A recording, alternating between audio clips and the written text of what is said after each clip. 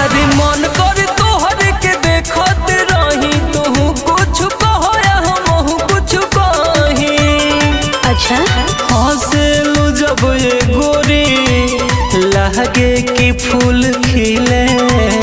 राजा जी रौरा गोदिया में गजबे आनंद मिले।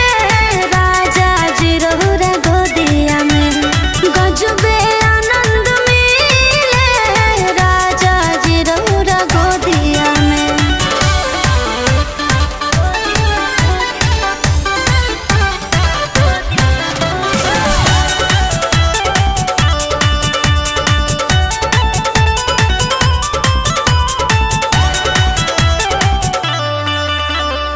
अंगना में चांद बन के उतरल बाड़ुए गोरी।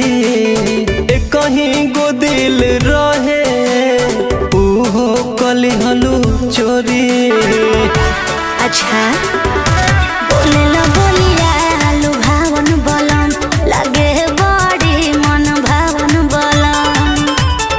अलगे सुकून पावे में बतिया जब करीले।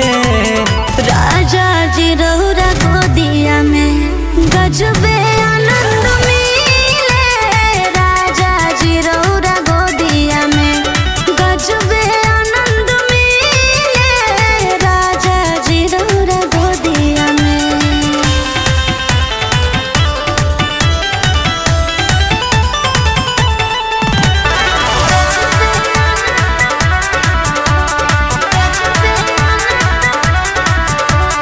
तहरा बिना अकेले अच्छा न लागेला हो। अमृत सोनू तोहरा पीछे भागेला हो। नजरिया तोहर कतिला ना बहो ए दिल तोहरे प दीवाना बहो।